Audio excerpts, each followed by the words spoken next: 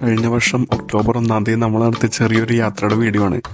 ബാംഗ്ലൂരിൽ നിന്ന് ന്യൂകാസ്റ്റിലേക്കാണ് പോയത്.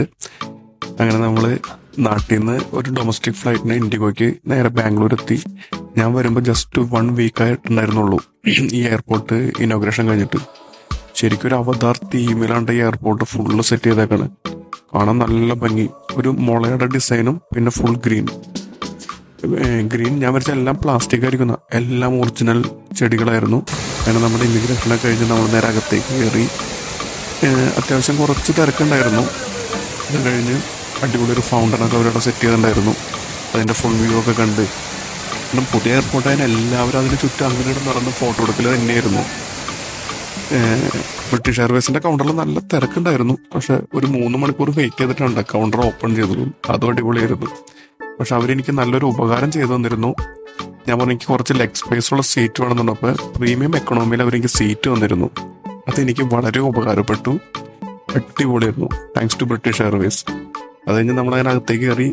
അവരുടെ ലോഞ്ചിൻ്റെ അകത്തേക്ക് കയറാൻ വിചാരിച്ച പോയത്. അവിടെ നിന്ന് ആകെ 2 കാർഡിന് മാത്രമേ ആക്സസ് ഉള്ളൂ. അപ്പോൾ പിന്നെ നമ്മൾ നേരെ തിരിച്ച് അവിടെ പോയി സൈഡിലിരുന്ന് റെസ്റ്റ് എടുത്തു. കാലത്ത് 7 മണിക്കായിരുന്നു എനിക്ക് ഫ്ലൈറ്റ്. അങ്ങനെ അവിടെ ഫുൾ വെയിറ്റിംഗ് ആയിരുന്നു, കട്ട വെയിറ്റിംഗ്. പക്ഷെ എയർപോർട്ട് ഫുള്ള് ഇങ്ങനെ കണ്ട് നടന്ന് കാണാനായിരുന്നു. ഇതൊരു ബ്രിഡ്ജാണ്. ഈ ടെർമിനലിൽ നിന്ന് അടുത്ത ടെർമിനലിലേക്ക് നമ്മളിങ്ങനെ ഒരു ഓപ്പൺ ബ്രിഡ്ജാണ്. പക്ഷെ വെളുപ്പിനുള്ള ഒരു വ്യൂ നല്ലൊരു വ്യൂ ആയിരുന്നു കേട്ടോ. നല്ലൊരു മൂണിനൊക്കെ കണ്ട് അടിപൊളി ഒരു വ്യൂ.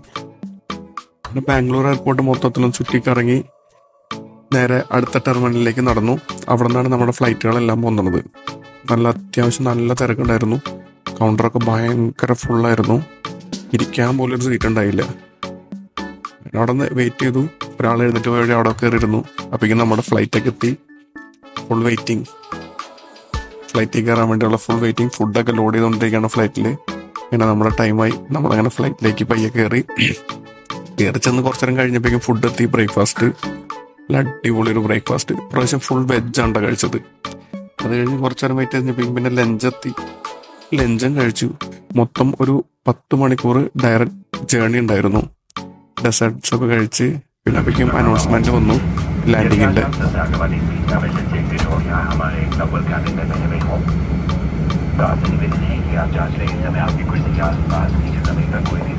അങ്ങനെ അനൗൺസ്മെന്റ് കഴിഞ്ഞ് നമ്മൾ വേഗം ചാടിപ്പറഞ്ഞ് എഴുന്നേറ്റ് ഇറങ്ങി.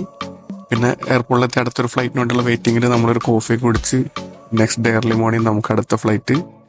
നമ്മളങ്ങനെ ന്യൂകാസ്റ്റിലേക്ക് അങ്ങനെ ലാൻഡ് ചെയ്യായിരുന്നു. നല്ല ക്ലിയർ വെതർ. അങ്ങനെ ആദ്യത്തെ മേഘം കണ്ടു കഴിഞ്ഞ് നമ്മളങ്ങനെ താഴത്തേക്ക് ഇറങ്ങിക്കൊണ്ടിരിക്കുകയാണ്. എന്താ പറയുക, നമുക്ക് എങ്ങനെയാണ് അവിടുത്തെ കാര്യങ്ങളൊന്നും ഒന്നും അറിയില്ല. അങ്ങനെ നമ്മൾ ലാൻഡ് ചെയ്യാനായിട്ട് പോവാണ്. ഫുൾ വീടുകൾ നമ്മുടെ നാട്ടിൽ കാണുന്ന പോലെയുള്ളൊരു രീതിയല്ല കേട്ടോ. ന്യൂകാസ്റ്റിലേക്ക് അങ്ങനെ നമ്മുടെ ഫ്ലൈറ്റ് ലാൻഡ് ചെയ്യാണ്. എന്താ പറയുക, ആകെ മൊത്തം ഒരു ചങ്കടിപ്പും പിന്നെ എന്താ പറയുക ത്രില്ലിലായിരുന്നു. ഇനി അടുത്ത വീഡിയോയിൽ കാണാൻ നമുക്ക്.